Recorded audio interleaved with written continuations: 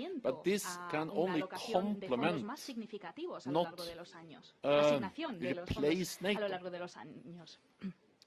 because two world wars and the Cold War taught us that our security is totally dependent on the North Atlantic link, on the North Atlantic bond. Europe, North America, and Canada together. And I'm very glad also that the message is that this is not any alternative to NATO. Our aim is to complement and to strengthen what we do together. And I think also we have seen that in Ukraine. Of course, the reality is that there's a support from the United States and North America to North American countries has been critical for the gains that Ukrainians have made. And also the fact that especially Canada and the United States, they have been there since 2014. They have trained tens of thousands of Ukrainian soldiers. And then, of course, you have also allies that have supported Ukraine, especially since the invasion, but we need to do this as North America and Europe together. Then Anna Maria, Romania. Well, the multi-domain approach, of course, will be a part of what we address in Vilnius, as it has been actually for a long time. We have to remember that we are very much aware of that any military conflict in the future involving NATO allies, especially the large-scale conflict, will be multi-domain. It will not only be land or sea or air. It will be land, sea, air, and cyber and space. And space and cyber is integrated in everything we do. Our land operations, our operations at sea and in the air are totally dependent on cyber, of course. And cyber and our communications and targeting and a lot of things that we do on land or on Earth is dependent on space capabilities, satellites, GPS, navigation. So there is no way to not be multi-domain. We have to be multi-domain in everything we do, and that's also reflected in our new plans and the decisions we have made, both on cyber and space, establish them as a new military domains alongside air, sea, and land. Then, Ramon, great to see you again. Latvia always, of course, focused on the Baltic region. Of course, when Finland and Sweden joins, we will also then adjust our defense plans and our defense planning processes to take that into account. And without going into details, partly because some of these plans are quite secret, it's everyone that looks at the map understands that it has a huge impact on our ability to protect and defend the Baltic region, and that increases our deterrence, and by doing so, we are further reducing the risk on any attack on any NATO ally, because the purpose of NATO is not to actually the main purpose of NATO is to preserve peace, is to prevent an attack. And the stronger our deterrence and defense is, the more likely it is, or the less likely it is that there will be any attack. And therefore, I welcome also Finland and Sweden as members, because it will strengthen further our deterrence and defense across the lines. Thank you. Our next three questioners are Risto Gatchev of Bulgaria, Mikhail Sherba of Poland, and Lord Hamilton from the UK. De Polonia y Lord Hamilton del Reino Unido. Is that a cheering section for you, Lord Hamilton? Okay, Risto. Thank you, Mr. Chair. Mr. Secretary General, first of all, I would like to say that the newly elected Parliament in Sofia, one of the first decisions that we made was to make a decision to send direct military support to Ukraine. And I think this is important for our country to do. I have two quick questions following the time. You mentioned a couple of times the air defense. You mentioned the air defense in the Baltics, but what about the southeastern flank? Should it be reinforced after the incident in Poland last week? And the second question is, what is the possibility of joining the efforts between NATO and the EU on resilience capacity building between the two organizations. As you mentioned, most of the EU citizens will live in NATO countries after the accession of Finland and Sweden. ¿Cómo va a cambiar después de la accesión de Finlandia y de Suecia? Muchísimas gracias. Muchísimas gracias, Miguel. Mr. Secretary General, I'm here. Thank you for your strong leadership in these difficult times. We should be prepared for more hostile actions against Ukraine, but also against NATO states. Russia's aim are to weaken us, diminish our determination to support Ukraine, and we can't fall into Ukraine fatigue mode. Even today, this morning, our Assembly has shown responsible unity and soon will give a strong message of solidarity with Ukraine in our resolution. Russia's actions against Ukraine are escalatory, and last week the massive attack on Ukraine's infrastructure was the largest since the beginning of the war. Recent incident in Polish territory is also a result of this escalation. Ukraine needs more Western advanced precision weapons, and we ask NATO governments for it. Two questions to you, Mr. Secretary General. In reference to escalation, how NATO can strengthen its military presence in the eastern flank? A lot has been done, but what should be the next steps? And the second question, do you agree we need to reflect better on threat from the territory of Belarus? Thank you very much. Thank you. And Lord Hamilton. Secretary General, you've emphasized to us how essential it is that the war is won in Ukraine and that the Russians are beaten. This would have happened already if we'd imposed a no-fly zone in Ukraine. People who are worried about a no-fly zone say that we would be inevitably in conflict with the Russians. That is because the air defense systems are the other side of the Russian border. We could create a cordon sanitaire, which meant that we were out of range of air defenses in Russia. And so what is the chance of, what's the military argument for imposing a no-fly zone? Surely it's quite possible to do this. Y esta prohibición de vuelo. Muchísimas gracias, señor secretario general. First, Risto from Bulgaria, air defenses. Voy a hablar de las defensas aéreas in the Black Sea region. Well, as we have increased our presence also in the Black Sea region, and as I said several times, this includes also air defense capabilities, and with our air and naval capabilities, it's also easy to quickly reinforce. But let me just add one more thing. And it's not as if NATO has some kind of unlimited access to NATO air defense systems. Of course, what we are dependent on is that allies provide air defense systems and that we pull them together. So, if anything, it just highlights the importance of allies meeting at least the 2% target and also delivering on the NATO capability targets to be able to provide the necessary capabilities to increase our air defense of NATO territory and our ability to reinforce. So this is what we do, but we are totally, as always, totally dependent on allies to deliver on what they have promised. Then you asked about NATO-EU.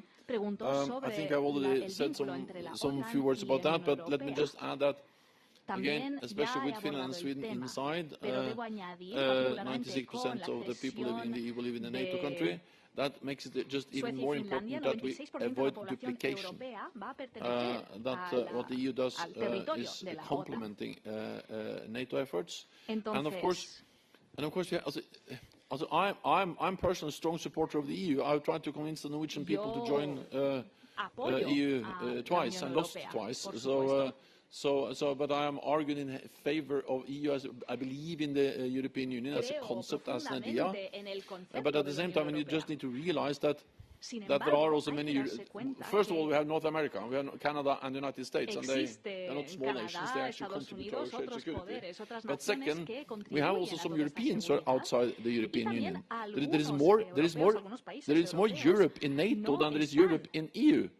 There are 450 million Europeans in the EU, and that's 600 million Europeans in NATO.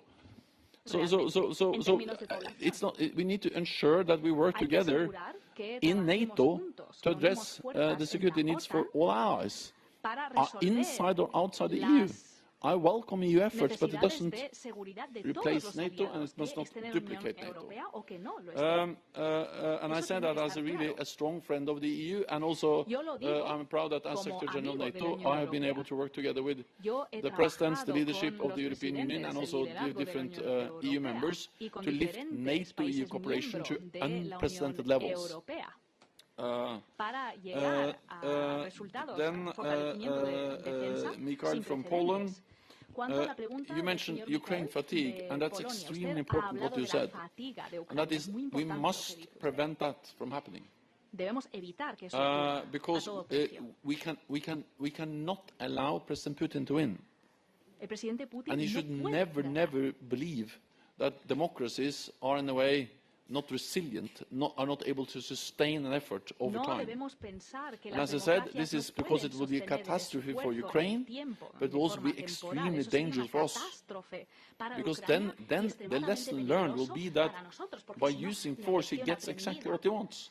So this is also about our security interests. But to prevent any fatigue, to enable us to continue to support, at the end of the day, there's only one thing that depends on, and that is the support from our public. So we need the support, and you are closer to them than anyone else, because you are elected representatives from your different constituencies. So I do what I can. I travel around and argue in favor of support to Ukraine. But you need, and I know that you do that, but we need your support in the different member states, allies, to ensure that people understand why we need to pay a price to ensure freedom and democracy, and that is our interest. Then, sorry, you asked also what we will do to further increase. So, first of all, we have doubled the number of battle groups from 4 to 8. We did that after we have done that over the last months. Second, what we agreed in Madrid is that we have to be able to scale these battle groups up to brigade size level. We will start to exercise and test that, and the way we do that is to have earmarked forces. For instance, Germany have now earmarked a brigade that can be deployed to Lithuania on very short notice. They will exercise and so on. So there will be a close link between those forces and the ability to scale up the brigade or the battle group to brigade size on very short notice. Second, we are going to pre-position more supplies and more equipment. And again, you see in the war in Ukraine how important supplies, ammunition, equipment is. And thirdly, we will increase the readiness of forces, so where needed we can deploy forces quickly. And then there are a wide range of other things we will do on air, naval capabilities, cyber, that also matters for the defense of the eastern part of the alliance. Then Lord Hamilton, also on the no-fly zone. I am aware this has been an issue. It was raised at the beginning of the war. I think that for allies, it is important that we are not party to the conflict.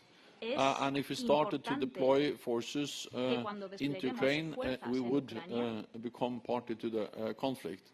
But allies are very determined to help Ukraine defend their own airspace. And that's exactly what they have done by providing all the air defense systems, the ammunition to the air defense systems. The UK have done that, extremely important, but also the fact that they are providing training. Again, UK is leading training efforts. I just visited the United Kingdom, and I met there with British trainers, but also with trainers from Denmark, from Lithuania, from Canada, from many other countries that are helping to train Ukrainian soldiers also with air defense capabilities. in United Kingdom as a joint effort by many NATO allies, and United Kingdom has actually provided training to Ukraine since 2014. And this makes a huge difference. So we will help them to protect their airspace, and that's the way we will ensure that they are able to shoot down Russian missiles, drones, and strengthen their control over their own airspace. I think, the Secretary General, I would only note that we had no-fly zones in Iraq, in the north and in the south, and we in fact did engage with and shoot down Iraqi aircraft. And so the risk of engagement when you have to enforce a no-fly zone is very real. And our goal is to constrain and end this war, obviously, not to expand it. Our last, if you're willing, our last three questioners are Manousis Volodakis from Greece, Hans Wellmark from Sweden, and Mikko Savola from Finland. Manousis.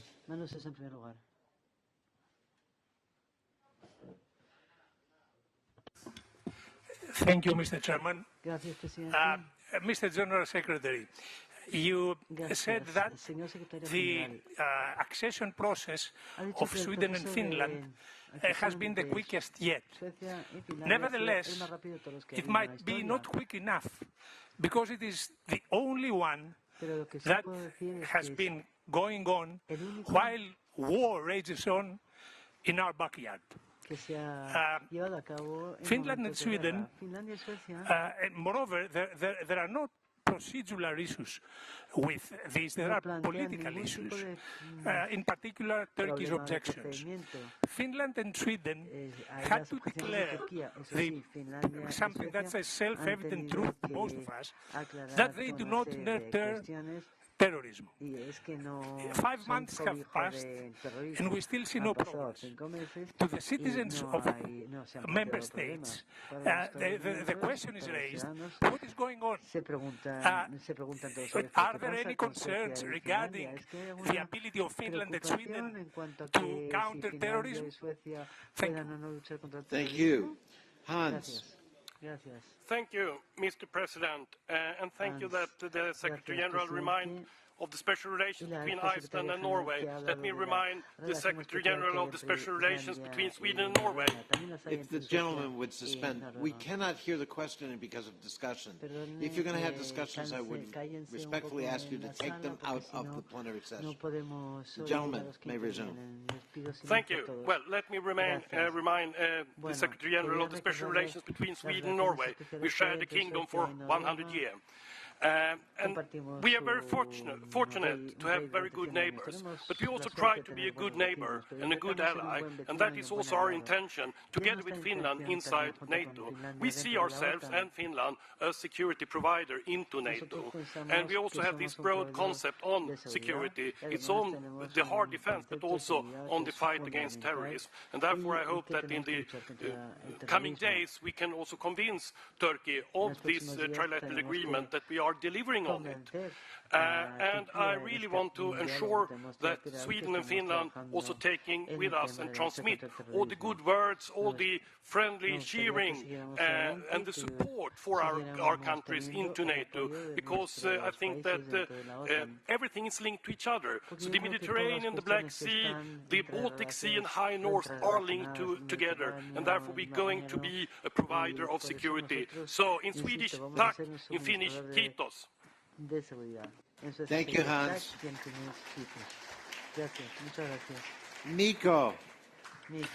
Thank you, Mr. President. It's easy to continue what the brother from the Sweden just said. I want to thank you, Mr. Secretary General, for support in our goal of becoming a member of NATO. And I also want to thank you all wonderful colleagues here, partners and friends welcoming us to the Alliance. Almost all of you have ratified our membership in your parliaments already, and you did it very rapidly. As the Mr.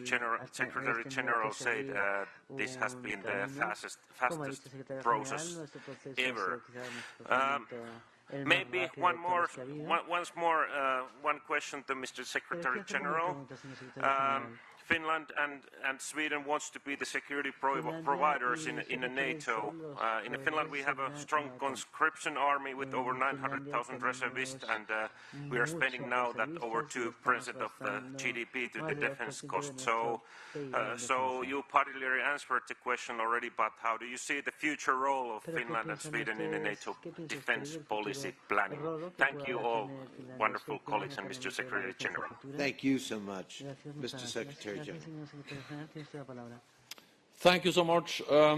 First to Melusis from Greece on Swedish and Finnish membership. Well, there is a process, there is a dialogue, and I'm confident that Finland and Sweden will become, they are already invited, we already signed the accession protocol, but I'm confident that we'll be able to finalize the accession process within reasonable time. I will not speculate exactly when, but the sooner the better. But as I've said already, Finland and Sweden are in a very different place now than before they applied. It matters that all allies have signed the accession protocol. It matters that they are now participating in NATO's military and civilian structures. It matters that several NATO allies have issued security assurances. And it matters that NATO has increased its presence in the region. So it is absolutely inconceivable that there will be any kind of aggression against Finland and Sweden without NATO acting. So it's not as nothing has happened, a lot has happened already. Then we also have to remember that no other ally has suffered more terrorist attacks than Turkey, and they have the right for self-defense. And they have some concerns, they have raised them. And now they are addressed by Finland and Sweden, and I welcome that very constructive process. Then Hans from Sweden. Yes, you are right. We are good neighbors, and for roughly 100 years we had the same king. The more surprising thing that the first common king we had was actually a French general, Jean-Baptiste Bernadotte, who actually ended up as a Swedish king. And the last time Sweden was at war was against Norway, and since then it has been very peaceful, and then you join NATO. So this is a little more bitterness coming out. No, it's not bitterness. The strange thing with the Nordic countries is that they have been fighting for centuries, and now they are best friends, and they can joke with it. That's a good thing. But you're right, and you're right that the Nordic countries are all very close neighbors. They work very closely together, and of course it will strengthen also the cooperation in the High North when all the countries are part of the same security alliance, part of NATO, and that's something that will benefit the whole alliance. Then Nico, Finland, you also spoke about the membership. Yes, it will. By being together in NATO, we can work so even more closely together.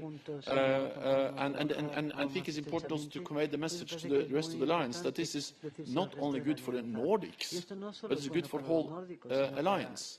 It's obvious when it comes to the Baltics, the eastern part of the alliance, because we have then much better ways to reinforce that part of the alliance if needed.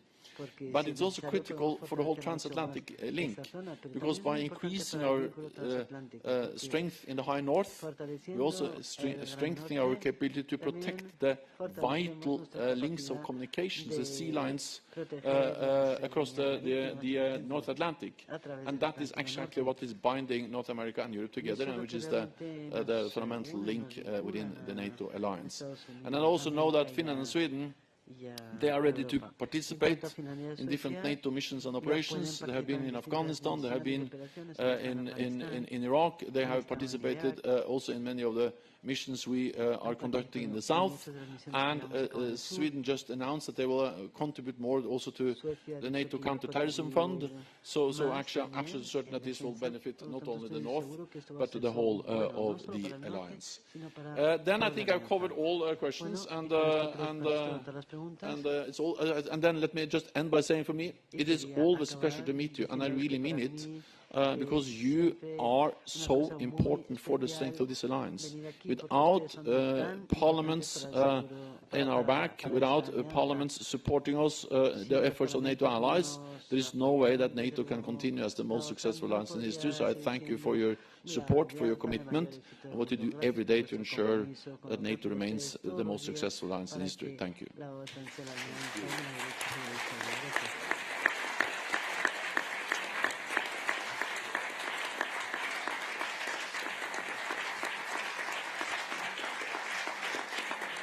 Thank you. Thank you, Mr. Secretary. We promised to have you out of here at 12:50, and it's 12:47. So, thank you for always being there for us, and thank you for your critical leadership at a very difficult moment here in Europe. We know we're in steady hands, having Jens Stoltenberg as the Secretary General of our alliance. Thank you, Mr. Secretary General.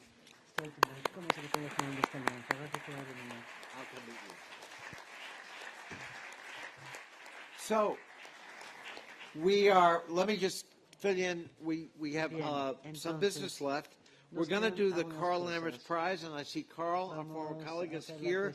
And Julie, if you'd come up to sit in the chair and give the award, I'd really appreciate it. Then we will take a break. Please listen 1 second. So President Zelenski is on a schedule, as you might imagine, that's tight.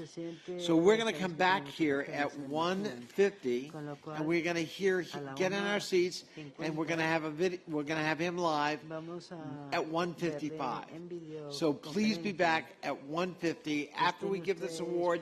Julie will then allow us to recess, to have lunch or coffee, and then we'll come back at 1:50. Thank you.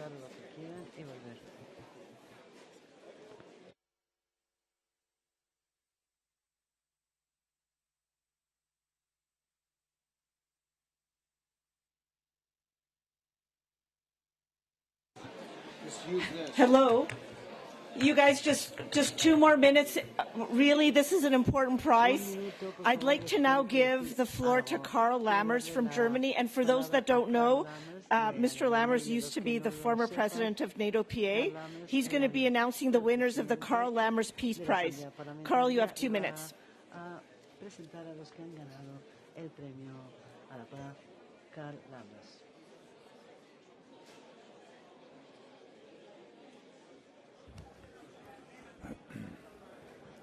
Dear Madam Chair, dear President-elect. Can we please have 2 more minutes, you guys? Just 2 more minutes. Thank you.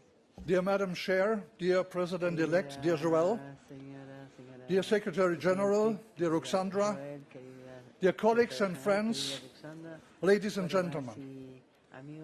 It is my great pleasure to have the opportunity to speak to you as chairman of my Peace Foundation that I established 4 years ago in 2018 in my constituency Heidelberg. In the spirit of furthering my lifelong political engagement towards peace and freedom, I want to encourage young people, pupils, students, and young researchers to think about the importance of peace and freedom in these dangerous, dark, and most challenging times for our world. I think of Russia's brutal war in Ukraine that has turned our worst fears into reality, but Ukrainians are heroically fighting back. Slava Ukraini.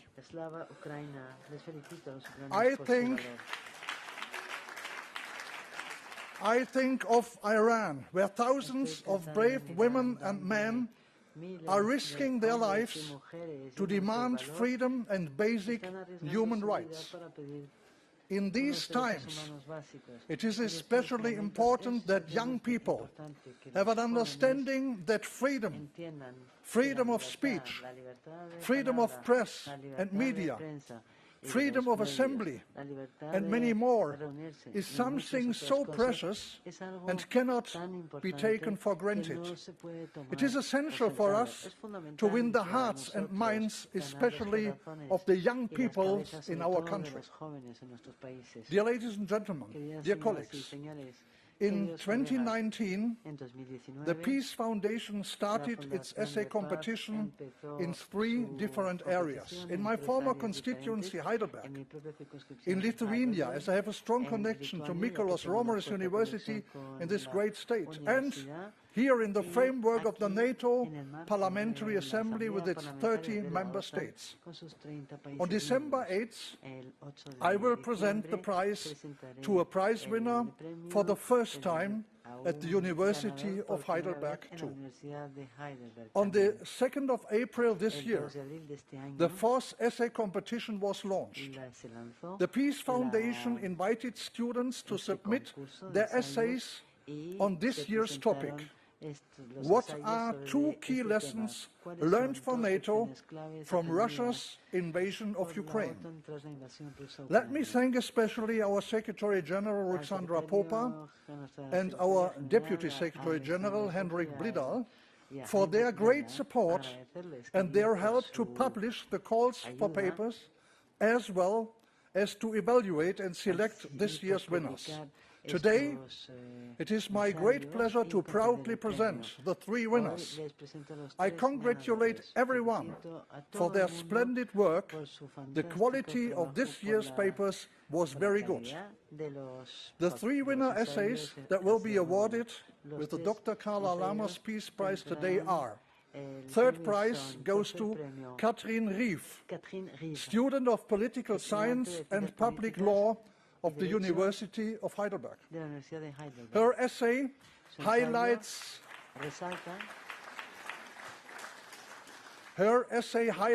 the need for the alliance to build up its deterrence and defense capabilities in response to Russia's war in Ukraine.